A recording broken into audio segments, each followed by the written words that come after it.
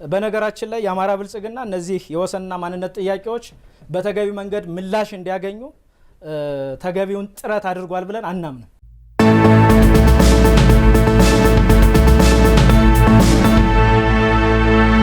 የብልጽግና ፓርቲ ለሚፈልገው ሌላኛው ፓርቲ ጥያቄ ማንሳት ይችላል። ለአብን አንድ ጥያቄ ያነሳለሁ።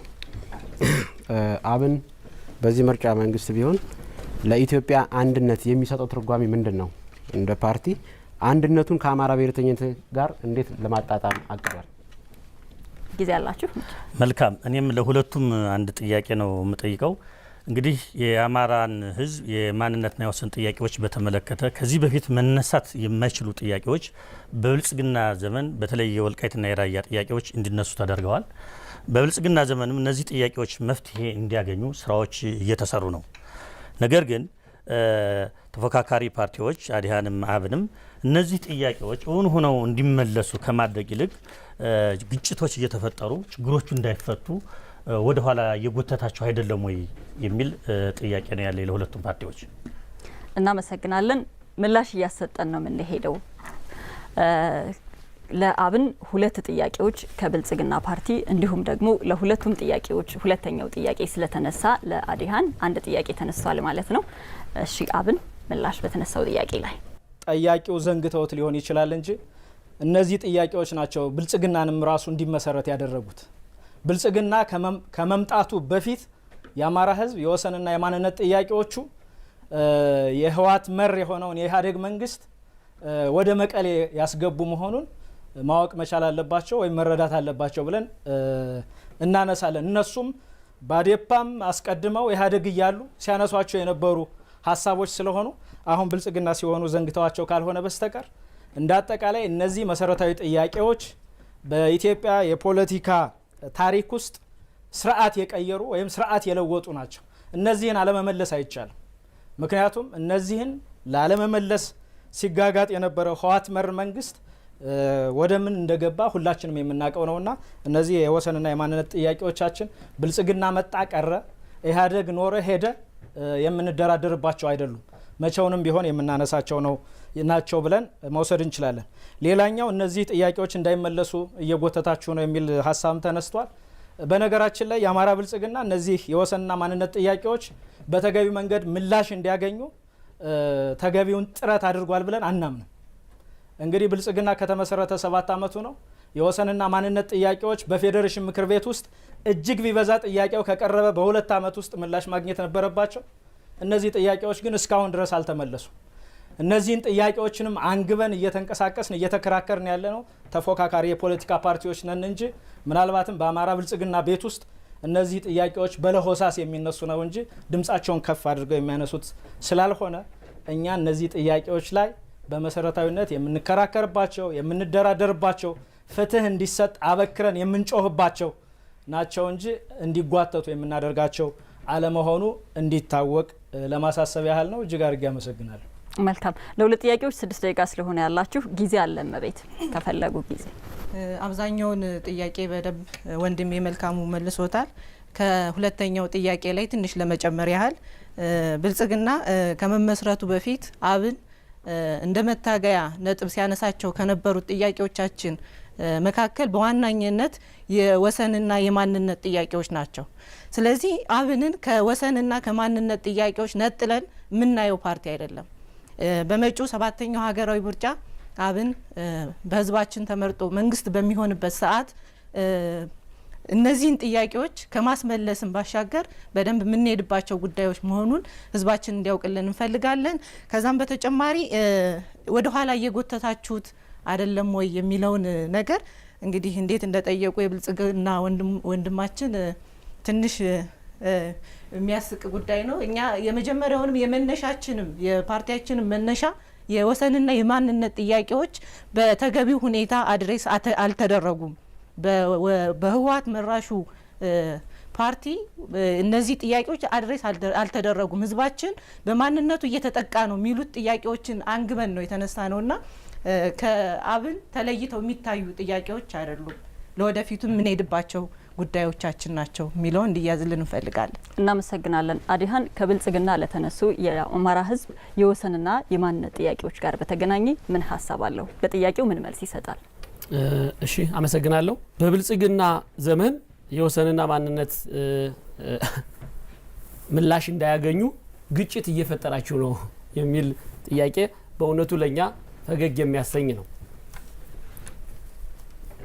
ግጭት እየፈጠረ ያለው ብልጽግና ራሱ እንጂ አዲሃን ለግጭት የሚጋብዘው መንገድ የለም።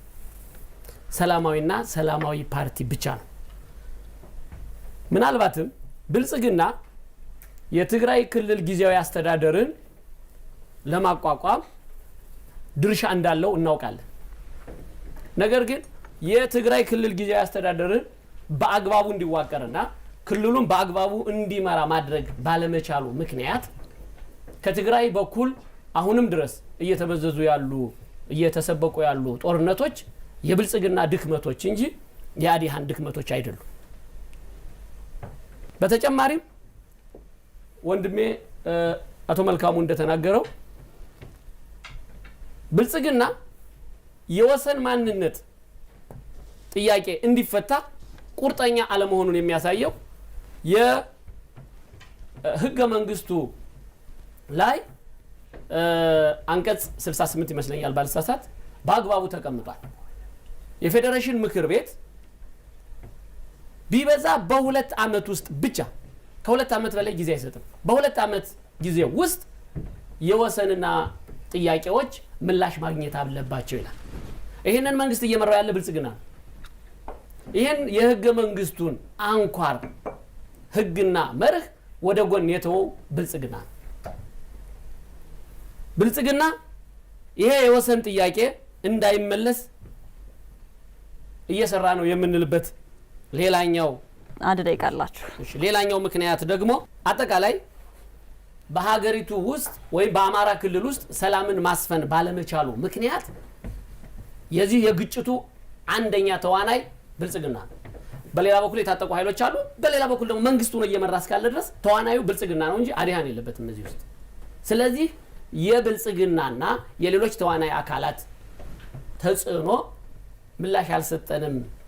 ምላሽ ያልሰጠንበት ምክንያት ይሄ ነው ማለት ሲገባ ወደ ተቃዋሚ ፓርቲዎች ለመግፋት የተደረገው አካሄድ ትክክል አይደለም። ሃውስ ኦፍ ፌዴሬሽንም በዋናነት የሚዋቀረው በመንግስት ይሁንታ በመሆኑ የፌዴሬሽን ምክር ቤትን የሚመራው በስልጣን ላይ ያለው መንግስት እንደመሆኑ ይሄንን የማስፈጸም አቅም ነበረው።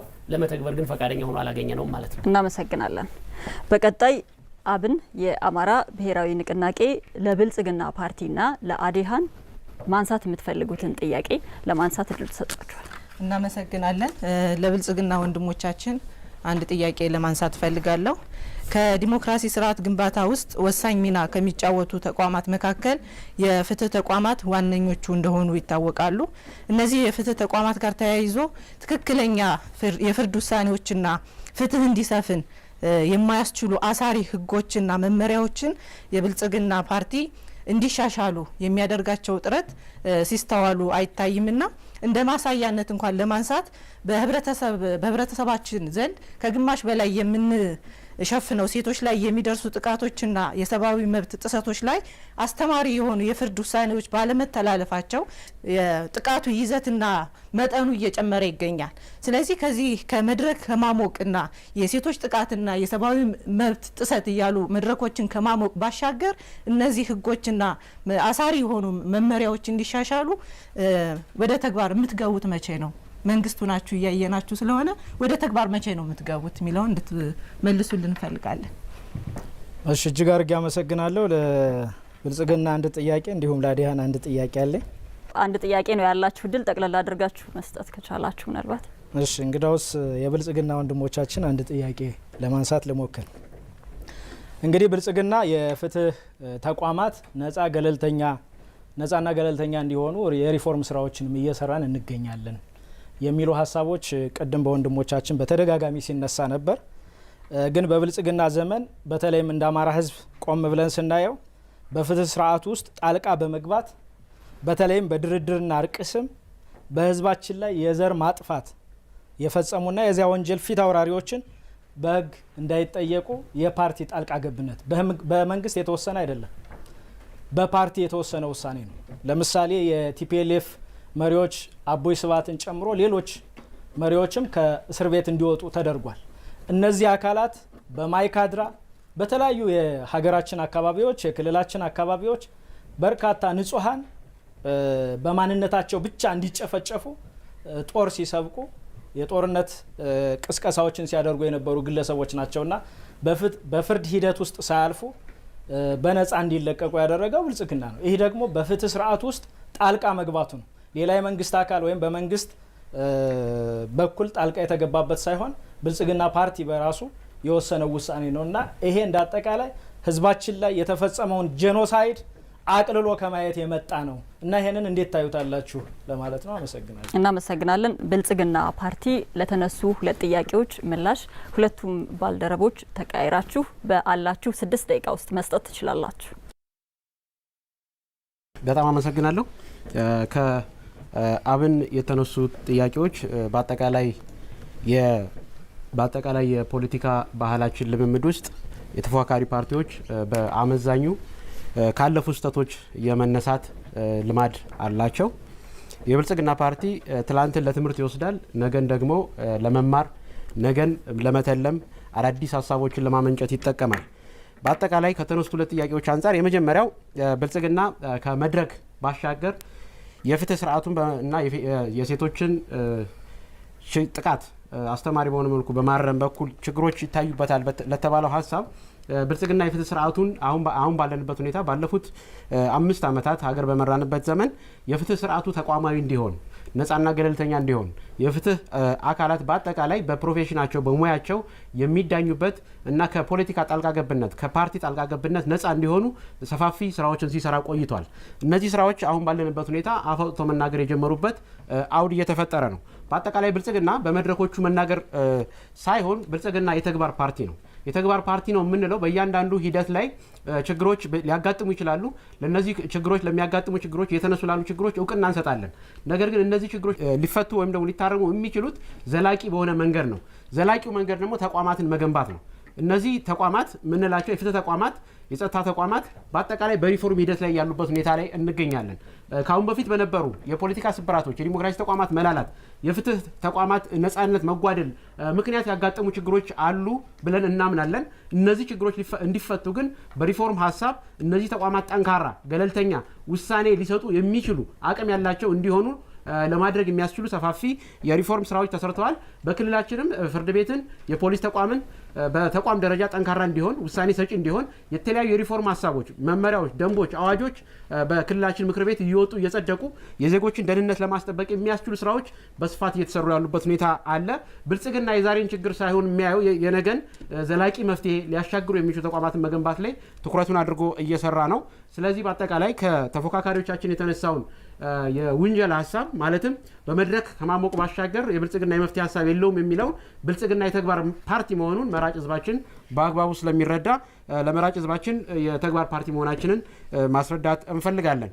በሁለተኛ ደረጃ የፍትህ ስርዓት ጣልቃ ገብነትን በተመለከተ በተለይ በሀገር ደረጃ ችግር የፈጠሩ አካላት በህግ ፊት እንዳይዳኙ ተደርጓል የተባለውን ሀሳብ በተመለከተ የብልጽግና ሀሳብ የፍትህ ተቋማት ላይ የነበረውን የፖለቲካ ተጽዕኖ ነፃ ማድረግ ብቻ ሳይሆን አሸናፊ ሁሉንም ይወስዳል ከሚለው እሳቤ ወጣ ሁሉም ኃይሎች አሸናፊ የሚሆንበትን የፖለቲካ ሀሳብ የፖለቲካ ንድፍ ነው ይዞ የመጣው። እስካሁን በሀገራችን የተካሄዱ አጠቃላይ በእርስ በርስ ግጭቱ የተፈጠሩ ችግሮች፣ ሰብአዊ መብት ጥሰቶች የሉም ብለን አናምንም አሉ። እነዚህ ጥሰቶች ግን በበቀል ሊፈቱ ይገባል ብለን አናምንም። ሊፈቱ የሚገባቸው በሽግግር ፍትህ ነው። ይህን የሽግግር ፍትህ ደግሞ እውን ለማድረግ ብልጽግና ፓርቲ ተቋማዊ መልስ ሰጥቷል። ካሁን በፊት በሀገራችን ተደርጎ በማያውቅ መልኩ ተቋማዊ መልክ ያለው በመንግስት እውቅና የተሰጠው በሀገሪቱ ትልቁ የስልጣን ባለቤት በሆነው ፓርላማ የተቋቋመው የሽግግር ፍትህ ተቋማትን እውን የምናደርግበት የምክክር ኮሚሽን ተቋም ተገንብቶ ለክልላችን ህዝቦች ብቻ ሳይሆን ለሀገራችን ህዝብም ምላሽ ለመስጠት የሚያስችሉ በተለይ ቅድም አንዳንድ ሀሳቦች ሲነሱ ነበር። በተለይ ብልጽግና ፓርቲ ለአማራ ህዝብ ጥያቄዎች ምላሽ አይሰጥም፣ ተቆርቋሪ አይደለም፣ ገለልተኛ ነው ብላችሁ ተብሎ ከተፎካካሪ ፓርቲዎች የተነሳው ሀሳብ በእጅጉ ከእውነት የራቀ ነው። ይህን የምንልበት ዋናው ምክንያት ለምሳሌ የክልላችን ህዝብ መሰረታዊ የሆኑ ጥያቄዎች፣ የወሰንና የማንነት ጥያቄዎች፣ የህገ መንግስት ይሻሻልን ጥያቄዎች፣ የትርክት የፍትሃዊ ተጠቃሚነትና ከክልሉ ውጭ ያሉ አማራ ተወላጆችን መብት ከማስከበር አንጻር ዋና የመታገያ ሀሳባችን አድርገን ይሄ ሀሳብ በንድፈ ሀሳብ በወረቀት ብቻ ሳይሆን ተቋማዊ መልስ እንዲያገኝ የምክክር ኮሚሽኑ አጀንዳ እንዲሆን ያደረገው ብልጽግና ነው። ስለሆነም ብልጽግና የተግባር ፓርቲ ነው፣ የሀሳብ ፓርቲ ነው ስንል ይሄ የሀሳብ ፓርቲ መሆኑን በሀሳብ በመጻፍ ማኒፌስቶ በማዘጋጀት ብቻ ሳይሆን ተቋማዊ መልስ በመስጠት ጭምር የክልላችንን ህዝብ የሀገራችንን ህዝብ አሁን እየደረሱ ካሉ ችግሮች ለመታደግ ዘላቂ ሰላም እንዲረጋገጥ ለማድረግ ተግቶ እየሰራ ያለ ፓርቲ መሆኑን ለማንሳት ነው። አመሰግናለሁ። 1 ደቂቃ ከ30 ሰከንድ ስላላችሁ ያው እንግዲህ የዲሞክራሲ ተቋማት ነጻ ገለልተኛ ሆነው እንዲሰሩ እውነት ለመናገር በብልጽግና ዘመን ታሪካዊ ነው ሊያስብል በሚችል ደረጃ ሪፎርም ተካሂዶ እየተሰራ ይገኛል። ከዚህም አንጻር እነዚህ ተቋማት ከዚህ በፊት ከነበረው በተለየ መንገድ እየሰሩ መሆናቸውን ተፎካካሪዎች አለመመስከራቸው የሚያሳዝን ሁኔታ ነው። ለምሳሌ የሰብአዊ መብት ኮሚሽንን ብንወስደው በየትኛውም በሀገራችን ክፍል የሚነሱ ማንኛውም ግጭቶችን መነሻ በማድረግ ለህዝብ ግልጽ የሆነ ሪፖርት እያቀረበ ነው። ይሄን መካድ ህሊናን እንትን አለ ማለት ነው ብዬ ነው የማስበው። ሁለተኛ ከምርጫ ቦርድ አኳያም መሪ ድርጅቱንም ጭምር የሚታዩ ማንኛውም ነገር በማስተካከል ረገድ እየሄደ ያለውን ሁላችን የምናውቀው ነገር ነው ብዬ ወስዳለሁ። ስለሆነ በሀገራችን የተለያዩ ግጭቶች አሉ። እነዚህ ግጭቶችን ብልጽግና ግጭት የለም ብሎ አያምንም። ግጭቶች አሉ።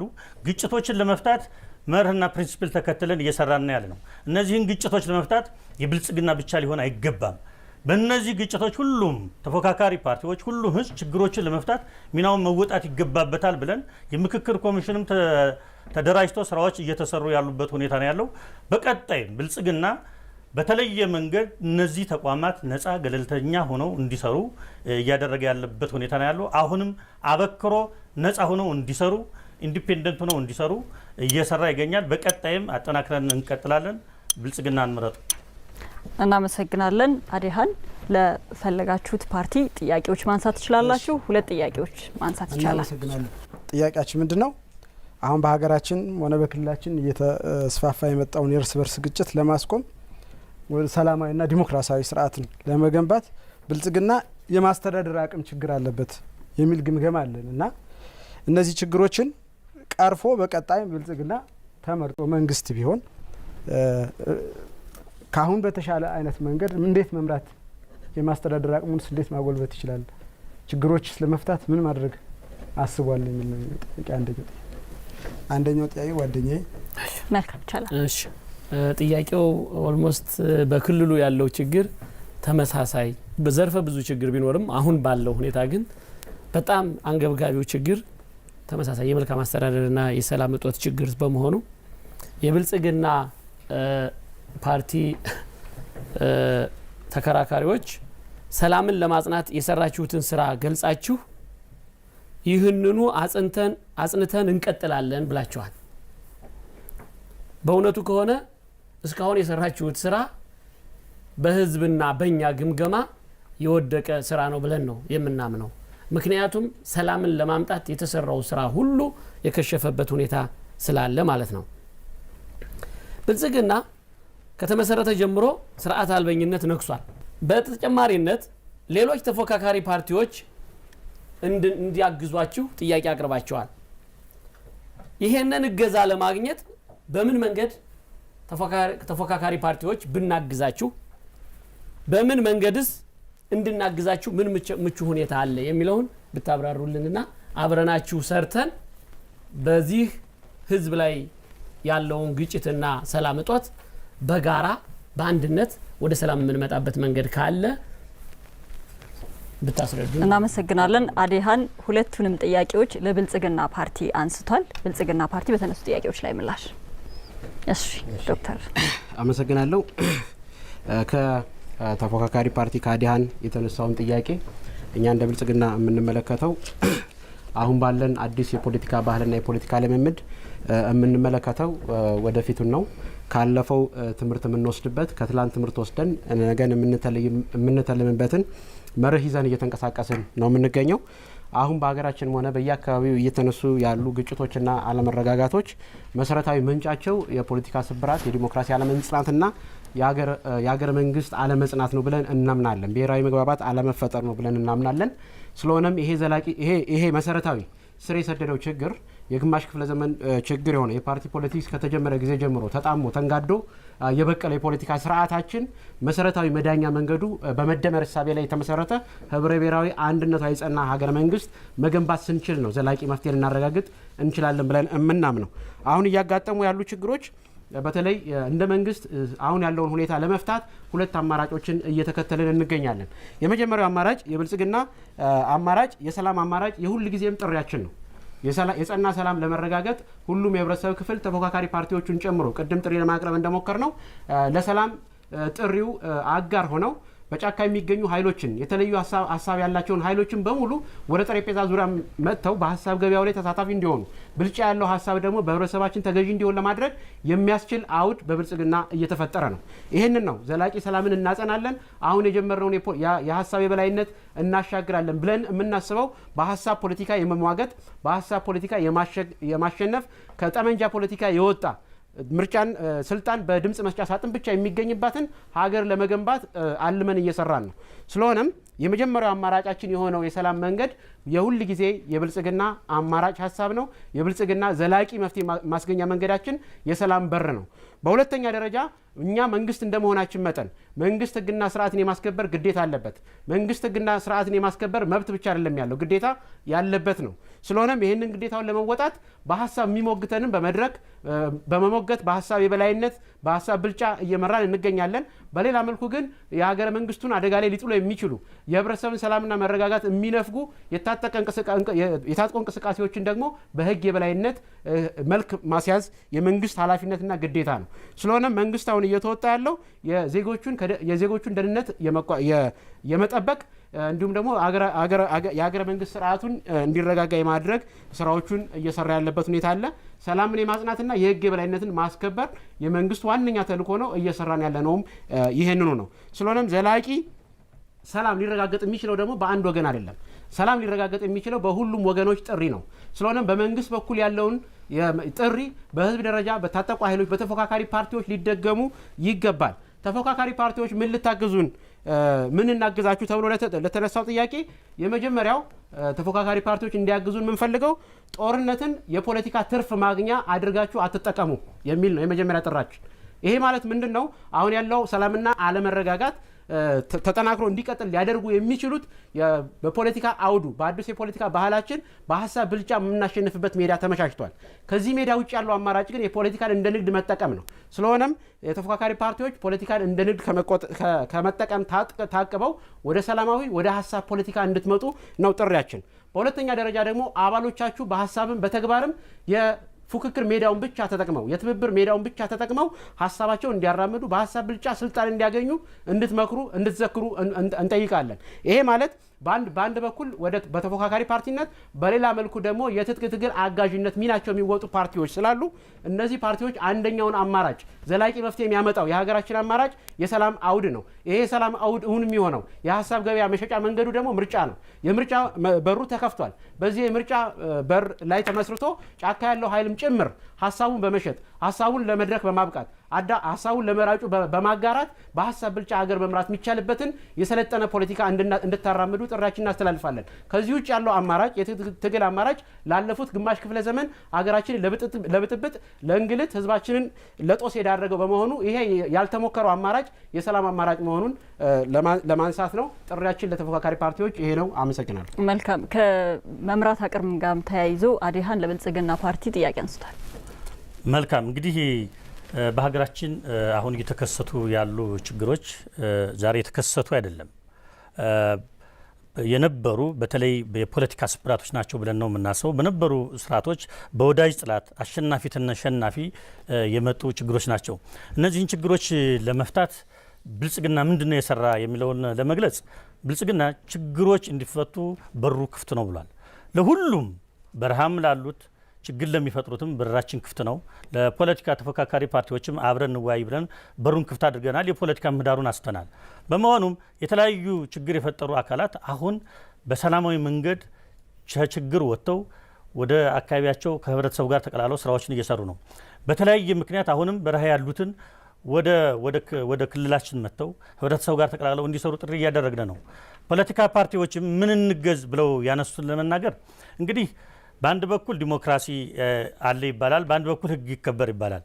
ለፖለቲካ ወይም ለተፎካካሪ ፓርቲዎች እንድታግዙን የምንፈልገው በመድረክ የሰላምን ጥያቄ ከማንሳት በዘለለ በተግባር ከሀገራችን ብሔራዊ ጥቅም ላይ የማይነሱና የሀገራችን ጥቅም ለሌላ ሊሰጡ ከሚችሉ አካላት ወግናችሁ በተግባር ከመስራት በዘለለ እንድታቆሙ ለማለት ነው። አመሰግናለሁ።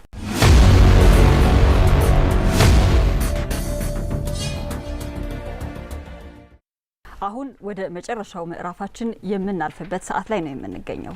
እንግዲህ ምርጫ በዲሞክራሲያዊ መንገድ ተፎካካሪ ፓርቲዎች ሀሳባቸውን ለገበያ አቅርበው መራጩ ህዝብ የገዛውን ሀሳብ ተመስርቶ ድምጽ የሚሰጥበት ሂደት ነው። አሁን ዛሬ በተፎካካሪ ፓርቲነት ወደ አሚኮ የመጡ የፖለቲካ ፓርቲዎች በቀጣይ ምን ጉዳዮች ላይ ሊያሻሽሉ ይችላሉ በሚለው ጉዳይ ላይ መሰረት አድርገው አማራጭ የፖሊሲ ሀሳቦቻቸውን ለእናንተ ለኢትዮጵያውያን መራጮች የሚያቀርቡበት ምዕራፍ ላይ ነው የምንገኘው ማለት ነው። የተከበራችሁ የፖለቲካ ፓርቲ ተወካዮች በቀደም ብሎ ባስኬድ ነው ቀደም ተከተል መሰረት ነው የምናስኬደው ማለት ነው። በብልጽግና ፓርቲ እንጀምራለን። ዶክተር ስቡህ ገበያው ብልጽግና በቀጣይስ ምን አይነት ጉዳዮች ላይ ምን አይነት ማሻሻያዎች ይዞ ይመጣል? ምን ዘርፎች ላይ ምን የፖሊሲ አማራጮችን ይከተላል? በተለይ ደግሞ ዛሬ ባነሳ ነው የፖለቲካና የዴሞክራሲ ስርዓት ግንባታ ላይ ማለት ነው። መልካም አመሰግናለሁ። የተከበራችሁ የሀገራችንና የክልላችን ህዝቦች ዛሬ በዚህ መድረክ ላይ ከተፎካካሪዎቻችን የተለያዩ ጥያቄዎች ተነስተዋል። እነዚህ ጥያቄዎች በዲሞክራሲያዊ ግንባታ ፋይዳቸው የጎላ ነው ብለን እናምናለን። ሆኖም ግን የብልጽግና ፓርቲን እውነተኛ አቋምና ለኢትዮጵያውያን ያለውን ራዕይ ግልጽ ለማድረግ የሚከተሉትን ነጥቦች አቀርባለሁ። አንደኛ፣ ከፖለቲካና ዲሞክራሲ ስርዓት አንጻር እንግዲህ ብልጽግና የሚከተለው መደመር ነው። መደመር እንደ ወርቃማ አማካይ መንገድ ሆኖ ያገለግላል። መደመር ማለት ማንነታትን ማጥፋት ሳይሆን ማንነትን ማበልጸግ ነው። በመደመር እሳቤ ኢትዮጵያ ልክ እንደው የአበባ እቅፍ ናት ብለን እናምናለን። እያንዳንዱ አበባ የራሱ ቀለም መዓዛ አለው። ይህ ብሔርተኝነትን ይገልጻል። ነገር ግን ሁሉም በአንድ የአበባ ማስቀመጫ ውስጥ ሲሆኑ ውበታቸው ይደምቃል። ይህ ደግሞ ህብረ ብሔራዊነትና ኢትዮጵያዊነትን ይገልጻል። ስለዚህ የእኛ ስርዓት ማንነትን ከአንድነት ጋር አቀናጅቶ የሚሄድ እንጂ አንዱን ለሌላው የሚሰጥ አይደለም። ለዚህም ነው ብልጽግናን መምረጥ ህብረ ብሔራዊ አንድነትን ማጠናከር ነው የምንለው። ሁለተኛው ከዲሞክራሲ ስርዓት ግንባታ አንዳንድ የተፎካካሪ ፓርቲዎች ምክክሩ አካታች አይደለም፣ ተቃዋሚዎች ይታሰራሉ የሚሉ ወቀሳዎች ይሰነዘራሉ። ብልጽግና ግን የሚያምነው ዲሞክራሲ በሂደትና በውይይት እንደሚገነባ ነው። እኛ የጥይት ድምፅ በሀሳብ ብልጫ እንዲተካ እንፈልጋለን። ዲሞክራሲ የምንገነባው በሀሳብ ፕሮፓጋንዳ ሳይሆን ሰላምን በማስፈንና በህግ የበላይነት የተመሰረተ የፖለቲካ ባህልም በማዳበር ነው ብለን እናምናለን። ለዚህም ነው ታሪካዊ የሆነውን ሀገራዊ የምክክር ኮሚሽን ያቋቋም ነው። የምክክር ኮሚሽኑ በሀገራችን ታሪክ ለመጀመሪያ ጊዜ ገለልተኛ የሆነና ሁሉንም ወገኖች የሚያሳትፍ የምክክር መድረክ ሆኖ እየተደራጀ ነው። ይህም ቅሬታዎችን በጠረጴዛ ዙሪያ ለመፍታት ያለመ ቁርጠኝነትን ያዘለ ነው ብሎ እናስባለን። ይህ አይነቱ የምክክር ኮሚሽን ያቋቋሙ ሀገራት ለዲሞክራሲ ስርዓት ግንባታ ያላቸውን ፍላጎት ማሳየት ብቻ ሳይሆን በተግባርም ዲሞክራሲን ገንብተዋል። እንደኛ ሀገር ተፎካካሪዎች ለዲሞክራሲ ምህዳር መስፋት ምንም አይነት አሰራር የሌላቸውና በንግግር ብቻ የዲሞክራሲ ስርዓት ይገንባ የሚሉ ሀገራት ደግሞ ስርዓት አልበኝነት ሲጠናወታቸው ማየት የተለመደ ነው። ስለሆነም ብልጽግና የዲሞክራሲያዊ ስርዓት የሚገነባው በንግግር ሳይሆን በተግባራዊ እንቅስቃሴ እንደሆነ በእምነት እየሰራ ይገኛል። ብልጽግናን መምረጥ ዲሞክራሲያዊ ስርዓት እንዲገነባ